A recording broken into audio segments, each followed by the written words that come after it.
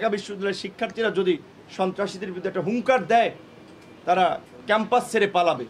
আপনারা দেখেছেন সেই 2018-র এই লিগাসি এই শিক্ষা থেকেই এই 24-এর এই আন্দোলনে আমাদের সহকর্মীরা সহযোদ্ধারা কিভাবে ছাত্র এই একটা কোটা সংস্কার আন্দোলনকে একটা রাষ্ট্র সংস্কারের আন্দোলনে রূপ দিয়েছিল, একটা সফল গণ অভ্যুত্থানের রূপ দিয়েছিল, যার ফলে বাংলাদেশের মানুষের উপরে দৈত্য দানবের উপরে চেপে বসা দীর্ঘ 16 বছরের ফ্যাসিবাদ বিতাড়িত হয়েছে। ফ্যাসিবাদের রানী হাসিনা এবং তার দোসররা দেশ থেকে পালিয়ে গিয়েছে। মানুষ যে আকাঙ্ক্ষা নিয়ে এই ছাত্র আন্দোলনকে সমর্থন করে সম্পৃক্ত হয়ে একটা গণ অভ্যুত্থানের রূপ দিয়েছে, দুঃখজনক হলেও সত্য, আজকে এই জুলাইয়ের বর্ষপূর্তিতে দাঁড়িয়ে আমাদেরকে বলতে হচ্ছে মানুষের সেই আকাঙ্ক্ষা পূরণ হয় নাই। মানুষ প্রচণ্ড রকমের ক্ষুব্ধ এবং হতাশ হচ্ছে। শুধু সাধারণ মানুষ না, এই গণ আন্দোলনের এবং গণ অভ্যুত্থানের অগ্রসৈনিক হিসেবে আমরাও মনে করি যে যেই হাসিনা এবং যেই ফ্যাসিবাদের বিরুদ্ধে লড়াই করে আমরা শারীরিকভাবে লাঞ্ছিত হয়েছি, মানসিকভাবে লাঞ্ছিত হয়েছি, আমাদের পরিবার লাঞ্ছিত হয়েছে, আমাদের পরিবার ভুক্তভোগী হয়েছে, আমাদের হাত ভেঙেছে, পা ভেঙেছে, মেরুদণ্ড ভেঙেছে, আমরা জীবন বিপন্ন করে লড়াই করেছি যেই একটা পরিবর্তনের স্বপ্ন নিয়ে, সেই পরিবর্তনটা আমরা গত 1 বছরে খুব বেশি দেখি নাই। বরঞ্চ আন্দোলনের নেতৃত্বে থেকেও কিংবা সরকারের থেকেও অনেকেই জন আকাঙ্ক্ষার বিপরীত কর্মকাণ্ডে লিপ্ত হয়েছেন, যে সমস্ত কর্মকাণ্ড প্রকারান্তি মানুষের সাথে প্রতারণার শামিল। আজকে মানুষ বলছে যেই পরিবর্তন আমরা চেয়েছিলাম, যেই দৈত্য দানব থেকে আমরা মুক্তি পেয়েছিলাম, যেই রাজনৈতিক অপসংস্কৃতির আমরা পরিবর্তন চেয়েছিলাম, আজকে আমরা সেটি দেখতে পাচ্ছি না।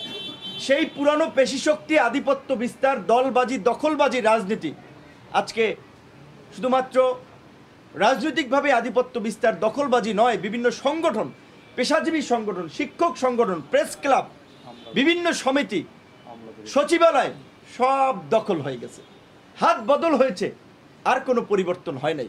যার ফলে আজকে আইনের শাসনের অবনতি হচ্ছে, আইন শৃঙ্খলা পরিস্থিতির অবনতি হচ্ছে, মানুষের মধ্যে শঙ্কা তৈরি হচ্ছে। মানুষ ক্ষুব্ধ হয়ে বলছে যে এই পরিস্থিতি হবে জানলে তো আমি রাস্তায় নামতাম না। এবং আমাদেরও কষ্ট নিয়ে মাঝে মাঝে মনে হয়, বলি যে এই রকমের পরিবর্তন হবে তাহলে তো জীবনের ঝুঁকি নিয়ে বন্দুকের নলের মুখে দাঁড়িয়ে আমরাও লড়াই করতাম না, মনে হচ্ছে মাঝে মাঝে। কিন্তু তারপরে আবার নিজের সেই ভাবনাকে ঘুরিয়ে ফেলি যে যোদ্ধা তো কখনো হারতে জানে না, তারা তো কখনো হারে না, বিপ্লবের কখনো মৃত্যু হয় না। কাজেই আমরা যেই বিপ্লব শুরু করেছি সেই বিপ্লবকে সমাপ্ত না করে আমাদের হতাশ হলে চলবে না। তাই আমরা বলেছি যে আমরা হতাশাবাদী লোক নই, আমরা আশাবাদী। মানুষের যে আকাঙ্ক্ষা ছিল পরিবর্তনের, সেই পরিবর্তন আমরা করতে চাই। যেই কারণেই আমাদের যখন হতাশা তৈরি হবে, আমাদের যখন ক্ষোভ তৈরি হবে, তখনই এই জুলাইকে আমাদেরকে সামনে নিয়ে আসতে হবে। যেই কারণে আমরা জাতীয় ঐক্যমত্য কমিশনের মিটিং আপনারা শুনেছেন, আমরা বারবার বলেছি অনতিবিলম্বে এই জুলাই মাসেই এই জুলাই সনদ কিংবা জাতীয় সনদ যেই নামে অভিহিত করা হোক না কেন, এই জাতীয় সনদের ঘোষণা করতে হবে। যেই সনদে নতুন বাংলাদেশের একটা রূপরেখা থাকবে, যেই সনদই হবে এই জাতির মুক্তির সনদ, যেই সনদের ফলে এই দেশের প্রত্যেকটি নাগরিক তার নাগরিক মর্যাদা এবং তার অধিকার নিয়ে এই দেশে বাস করবে। কোনো মানুষকে তার অধিকারের প্রশ্নে নির্যাতন নিপীড়নের শিকার হতে হবে না, তার বাক ব্যক্তি স্বাধীনতার প্রশ্নে তাকে রাষ্ট্রের দ্বারা নিপীড়নের শিকার হতে হবে না। এবং যেই গণতান্ত্রিক আকাঙ্ক্ষা এবং পরিবর্তনের স্বপ্ন নিয়ে আমরা লড়াইটা করেছি, সেই গণতান্ত্রিক পরিবেশ নিশ্চিত করার জন্য রাজনৈতিক সংস্কৃতির পরিবর্তন দরকার। যারা অপরাজনীতি করছে, দলবাজি, দখলবাজি, চাঁদাবাজি, টেন্ডারবাজি, পেশি শক্তি এবং আধিপত্য বিস্তারের রাজনীতি, এখন পর্যন্ত নির্বাচন হয় নাই, কোনো দল ক্ষমতা আসে নাই, কিন্তু সারা দেশের তৃণমূলে যান, জেলা উপজেলা বিভিন্ন জায়গায় দেখবেন কোনো কোনো জায়গায় বিভিন্ন দলের আধিপত্য, যে মনে হচ্ছে যে এই এলাকার তারাই হর্তাকর্তা, এই এলাকার তারাই রাজা, বাকিরা প্রজা। এই রকমের আলাপ আলোচনা হচ্ছে, পরিস্থিতি তো আমরা দেখতে পাচ্ছি। এবং সবচেয়ে নির্মম ঘটনা হচ্ছে, যেই ফ্যাসিবাদের বিরুদ্ধে আমরা লড়াই করেছি, সেই ফ্যাসিবাদকে এখন বিভিন্ন দল গোষ্ঠী পৃষ্ঠপোষকতা করছে, রাজনৈতিক স্বার্থে পুনর্বাসন করছে। সেই কারণেই আমাদের এই 11 দিন ব্যাপী কর্মসূচি, আপনারা দেখেছেন যে কর্মসূচির লিগাসি এবং কর্মসূচির লক্ষ্য উদ্দেশ্য মোটিভ। আমাদের প্রথম কর্মসূচি প্রথম দিন, জুলাইয়ের প্রথম দিন, কোটা সংস্কার থেকে রাষ্ট্র সংস্কার আলোচনা সভা। যেই কোটা সংস্কার থেকে আমরা রাষ্ট্র সংস্কারে আন্দোলন থেকে শুরু করে রাজনীতি এবং সর্বশেষ গণ অভ্যুত্থানের মাধ্যমে ফাঁসিবাদকে বিতাড়িত করেছি, আমাদের সেই কাঙ্ক্ষিত স্বপ্নের সোনার বাংলা, নতুন বাংলাদেশ আমরা গড়বই, যতই প্রতিবন্ধকতা আমাদের সামনে আসুক। আমরা 16ই জুলাই, যেদিন আবু সাঈদ আমাদের অনেকেই শহীদ হয়েছেন, তাদের প্রত্যেকের প্রতি আমাদের সম্মান, শ্রদ্ধা। আল্লাহ পাক তাদেরকে বেহেশত নসিব করুক, যার যার ধর্ম অনুযায়ী তাদের উপরে শান্তি বর্ষিত করুক, আমরা দোয়া করি। কিন্তু এটা ভুলে গেলে চলবে না। কিছু ঘটনা আইকনিক, সিম্বলিক, আমাদেরকে ইন্সপিরেশন দেয়। আবু সাঈদের মৃত্যু ছিল আমাদের সমগ্র জাতির মধ্যে একটা স্পিরিটের জায়গা। সেই যে জুলাই শহীদ দিবস ঘোষণা করা হয়েছে 16ই জুলাই, সেদিন আমরা জেলায় জেলায় কর্মসূচি দিয়েছি আমাদের নেতাকর্মী সহ সারা দেশের মানুষকে রিভাইভ করার জন্য, তাদেরকে পুনর্জীবিত করার জন্য, এই চেতনার পুনর্জাগরণ ঘটানোর জন্য।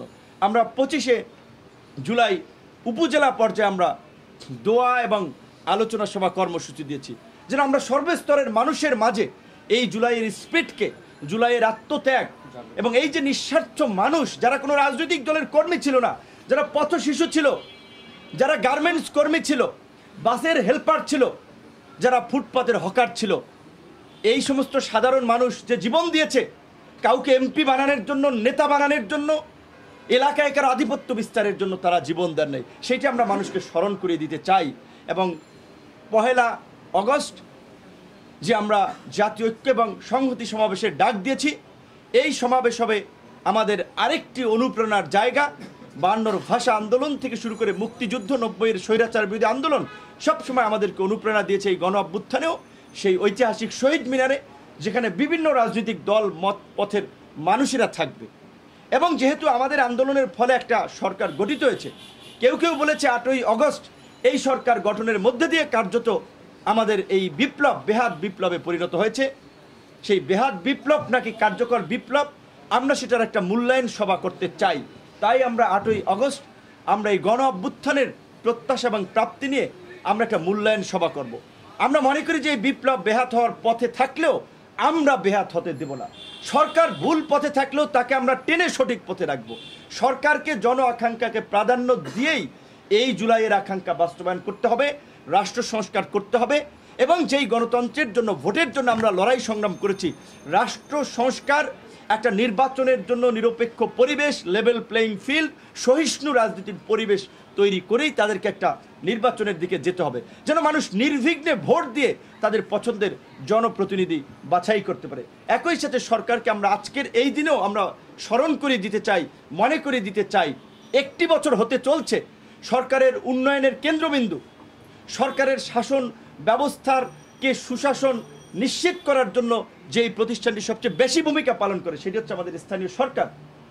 আজকে 1 বছর ধরে স্থানীয় সরকারের কোনো জনপ্রতিনিধি নাই। জাতীয় নির্বাচনের আমরা একটা রোডম্যাপ, সম্ভাব্য তারিখ আমরা জানতে পেয়েছি, কিন্তু এখন পর্যন্ত স্থানীয় সরকার নিয়ে সরকারের কোনো ভাবনা নাই। স্থানীয় সরকার চলছে না, জনগণ ভোগান্তির শিকার হচ্ছে, প্রতিষ্ঠানগুলোতে বিশৃঙ্খলা দেখা দিচ্ছে। কাজেই অন্তত জাতীয় নির্বাচনের পাশাপাশি স্থানীয় নির্বাচনের একটা রোডম্যাপ সরকারের থাকা উচিত। আমরা আশা করি এই জুলাই সনদ কিংবা জাতীয় সনদ ঘোষণার পাশাপাশি এই যে তৃণমূলের মানুষকে সেবা দেওয়ার যে প্রতিষ্ঠান স্থানীয় সরকার, এই স্থানীয় নির্বাচনের বিষয়েও সরকার একটা দিক নির্দেশনা আমাদের সামনে উপস্থাপন করবে। আপনাদের সকলকে এই জুলাই কর্মসূচিতে অংশগ্রহণের আহ্বান জানিয়ে, প্রচারের আহ্বান জানিয়ে, প্রত্যেকের জায়গা থেকে ভূমিকা রাখার আহ্বান জানিয়ে আজকের মতো সংবাদ সম্মেলন শেষ করছি। আল্লাহ হাফেজ। ধন্যবাদ। আপনার বিভিন্ন শ্রেণী পেশার মানুষকে পরিবেশ পরিস্থিতি অনুযায়ী তার কর্মকৌশল এবং রণকৌশল ঠিক করতে হয়। রাজনীতিতে কিংবা দেশের পরিস্থিতিতে বিভিন্ন ধরনের মেরুকরণ হচ্ছে, বিভিন্ন ঘটনা ঘটছে, তার প্রেক্ষাপটে আমাদের অবস্থানও পরিবর্তন হতেই পারে, এটা স্বাভাবিক। সরকারের অবস্থানটা দেখেন, সরকার শুরুর দিকে বলেছিল কিন্তু যে তারা ডিসেম্বর থেকে জুনের মধ্যে এই জাতীয় নির্বাচন দেবে। সেইখান থেকে সরকার আবার রাজনৈতিক দলগুলোর সাথে আলাপ আলোচনা সাপেক্ষে তারা আবার বলেছে এপ্রিলে নির্বাচন দেবে। আবার তারা বাংলাদেশে একটি প্রধান রাজনৈতিক দল তার শীর্ষ নেতার সাথে দেশের বাইরে মিটিং করে বলেছেন ফেব্রুয়ারিতে যদি বিচার এবং সংস্কারকে এগিয়ে নেওয়া যায় নির্বাচন দিবেন। এমনকি বিভিন্ন রাজনৈতিক দলও নির্বাচন নিয়ে তাদের সম্ভাব্য দিন তারিখের একাধিক সময় নিয়ে কথা বলেছে। আমরাও বলেছি যে সরকারের পক্ষে যদি সম্ভব হয় পরিবেশকে গুছিয়ে আনা, সংস্কারকে এগিয়ে আনা, বিচারিক প্রক্রিয়ায় অগ্রগতি করা, তাহলে তারা ডিসেম্বরে নির্বাচন দেখ, জানুয়ারিতে দেখ, ফেব্রুয়ারি দেখ, সেটা নিয়ে আমাদের কোনো রিজার্ভেশন নাই। কিন্তু আমরা মনে করি যে নির্বাচনের আগে বিচার এবং সংস্কারের একটা দৃশ্যমান অগ্রগতি দরকার। তো এই যে গত কয়েকদিন ধরে সংস্কার কমিশনে আলাপ আলোচনা হচ্ছে, আপনারা তো দেখছেন একই বিষয় নিয়ে একাধিকবার দফায় দফায় আলোচনা হচ্ছে। কোনো রাজনৈতিক দল তো এইটা তার লাগবে, কোনো রাজনৈতিক দল এইটা না হলে তারা সংস্কার মানবে না। বিভিন্ন ধরনের চাপ এবং প্রেক্ষাপটের কারণে ঐক্যমত্য কমিশনও কিন্তু তার জায়গা থেকে সরে আসছে। আপনারা দেখেছেন যে ক্ষমতার ভারসাম্য আনয়নের জন্য যে আপনার এনসিসি বা ন্যাশনাল কনস্টিটিউশনাল কাউন্সিল বা জাতীয় সাংবিধানিক পরিষদ একটা ভালো ধারণা ছিল, একটি বড় রাজনৈতিক দল সহ কয়েকটি দল একমত না থাকায় সরকারের ঐক্যমত্য কমিশনও কিন্তু সেই জায়গা থেকে সরে এসেছে। কাজেই রাজনৈতিক পরিস্থিতিতে আমাদেরও পজিশন চেঞ্জ করাটা কিংবা সরে আসাটা এইটা একটা স্বাভাবিক। তবে আমরা মনে করি যে বাংলাদেশের গণতান্ত্রিক অগ্রযাত্রায় আগামীর ভবিষ্যৎ নির্ধারণের ক্ষেত্রে একটা অবাধ, সুষ্ঠু, নিরপেক্ষ নির্বাচন বাংলাদেশের জন্য জরুরি। সেই নির্বাচনের জন্য পরিবেশ আগে সৃষ্টি করতে হবে। সেই জন্য সরকারের যে সময়টা লাগে সেই সময়টা সরকারের নেওয়া দরকার। এবং আরেকটি, বাংলাদেশের শাসনতান্ত্রিক ব্যবস্থায় পরিবর্তনের জন্য যে বিষয়টি নিয়ে আলোচনা হচ্ছে, আমরা মনে করি এটি অত্যন্ত প্রাসঙ্গিক এবং বাংলাদেশের প্রেক্ষাপটে একটি যুগোপযোগী আপনার ধারণা। সেটি হচ্ছে সংখ্যানুপাতিক হারে নির্বাচন বা পিআর পদ্ধতিতে। এখন আমাদের দল 2021 সালে যখন আমরা ঘোষণা করি বা দল যখন প্রতিষ্ঠিত হয়, তখনই এই দলের ঘোষণাপত্রে 21 দফা কর্মসূচিতে ছিল যে ভারসাম্যপূর্ণ সংসদের জন্য আমরা আনুপাতিক হারে নির্বাচন চাই এবং দ্বিকক্ষ বিশিষ্ট সংসদ চাই। এখন এইটা আমাদের দলের পজিশন। এখন দেখা যায় বাংলাদেশের স্বাভাবিকভাবে একটি বড় রাজনৈতিক দল সহ তাদের অনেক মিত্ররা পিআর পদ্ধতি চায় না, তাহলে এখন আমি চাইলে তো হবে না। তারপরেও আমরা বলবো যে জাতির বৃহত্তর স্বার্থে এবং জাতীয় ঐক্যমত্যের স্বার্থে আমাদেরকে একটা জায়গায় আসতে হবে। সেখানে যদি সামগ্রিক পর্যালোচনায় পিআর পদ্ধতি সকলের কাছে গ্রহণযোগ্য হয় সব ক্ষেত্রে, তাহলে আমি সরকারকে আহ্বান করব, জাতীয় ঐক্যমত্য কমিশনকে আহ্বান করব এই পদ্ধতির বাস্তবায়ন করতে।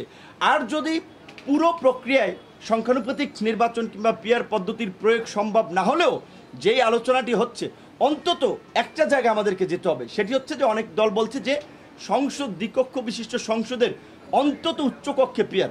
তো এখন ওই যে ধরেন আমরা 100 ভাগ চাইলাম, 100 ভাগ না পাইলাম, 80 ভাগ, 70 ভাগ, 50 ভাগ পাইলেও তো আমরা মনে করব যে এই গণ অভ্যুত্থানের অংশীজন হিসেবে এই গণ অভ্যুত্থানের প্রেক্ষাপট তৈরিতে আমাদের যে ভূমিকা, তার প্রতি সরকার এবং ঐক্যমত্য কমিশন সম্মান দেখেছে। সেই জায়গা থেকে আমাদের একটা সমর্থন থাকবে। পাশাপাশি বাকি দলগুলোরও কিন্তু মতামত এবং অবস্থান থাকতে হবে যে তারা কি পুরোটা পিআর চাচ্ছে নাকি শুধু উচ্চকক্ষে পিআর।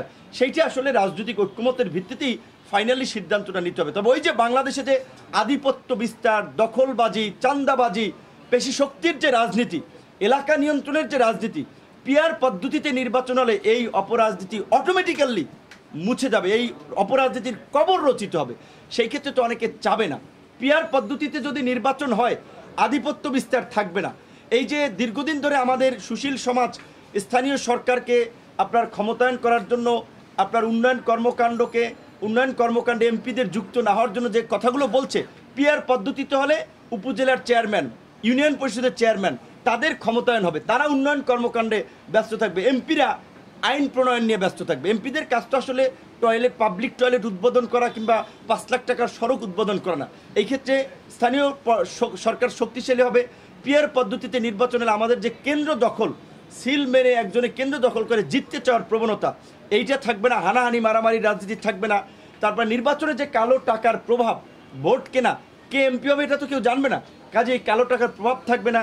পিআর পদ্ধতিতে সুবিধা, এই অসুবিধা দু একটা হলেও অনেকগুলো সুবিধা আছে। সবাই বিবেচনা করুক, আমরা ইস্যুটা তুলেছি, অন্যান্য দলও এটার সাথে আছে। সবাই আলাপ আলোচনার প্রেক্ষাপটে যেই সিদ্ধান্ত হয় আমরা সেটাতেই একমত।